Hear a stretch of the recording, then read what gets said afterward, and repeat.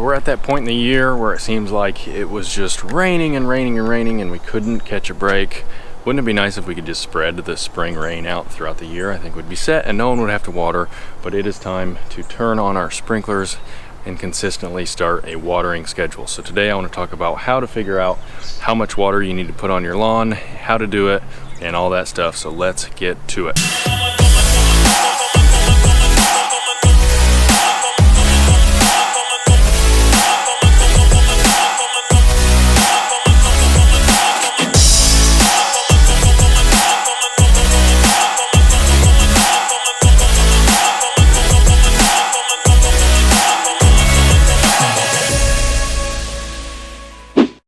So whether you have in-ground irrigation like I now have, which is awesome by the way, or you're moving sprinklers around manually by hand, I did that for several years. It can be done.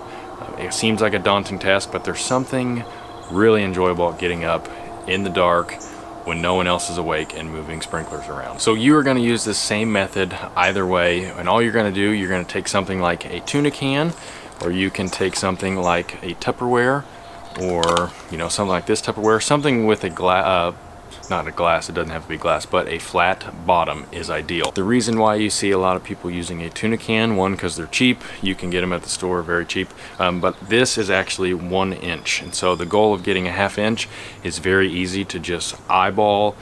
Getting halfway up. If you're using something like this, you're going to want to use a measuring tape or something to measure how much water you're getting. So all you're going to do, you're going to take the area. I have one zone that covers this spot right here. All you're going to do is take several Tupperware or several tuna cans, and you're just going to place them random throughout the lawn. You don't want to just use one, you want to use several because you want to make sure you're getting even coverage throughout the entire zone. There are a couple different ways to approach this. One, you can actually turn on your sprinklers and time it and just go out every once in a while knowing that you're going to get wet, and while your sprinklers are running you can check how much water's in there, and you can do that until you get a 1/2 inch. The second way you can do this is actually to set a time, say 15 minutes, run your sprinklers for that time, turn them off, go check how much water's in there, and then you can just multiply or do some math to figure out how much time you need to get a 1/2 inch. So say you run your sprinklers for 15 minutes, you check them, you got a 1/4 inch, that means that you need to times it by 2 to get a 1/2 inch, so 30 minutes for a 1/2 inch. So now what I'm going to do, I'm going to take these, I think I have 7 of them, I'm going to place them in random spots around the lawn,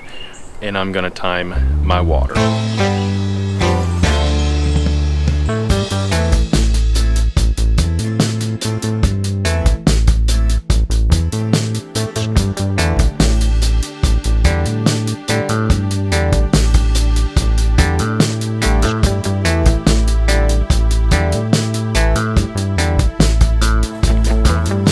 So once you're done, go around and measure and take the average. They're not all going to be the same, and it doesn't have to be exact. That's what I want to teach you, is that you don't have to be exact. So I'm just kind of taking the average, and it looks like the average is about 15 minutes, close to a 1/4 inch. So I'm just going to set zone 1, 30 minutes to get a 1/2 inch. Now, as far as an actual watering schedule goes, for me here, I'm pretty much going to water every 3 to 4 days, unless it seems like it's struggling. The weeks that it is consistently above 90 degrees, I will water probably every 2 to 3 days, just depending on how the grass is responding. So those of you with warm season grass, you're probably going to be okay stretching that out just a little bit more, because warm season grass loves the heat.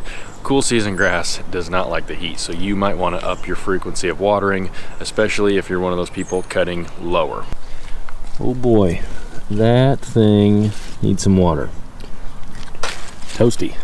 Alright, so that is how you figure out how much water you're putting on your lawn and how much you need. Now, I'm going to repeat this process for each section of my lawn because they're set up different, they're shaped different, the sprinklers are different. So I'm going to repeat the process, write it down so I do not forget. Thank you guys for watching. We'll see you next time.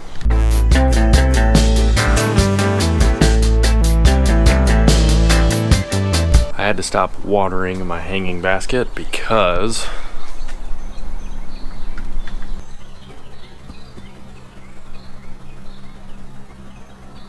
completely destroyed. But nature, that's pretty neat.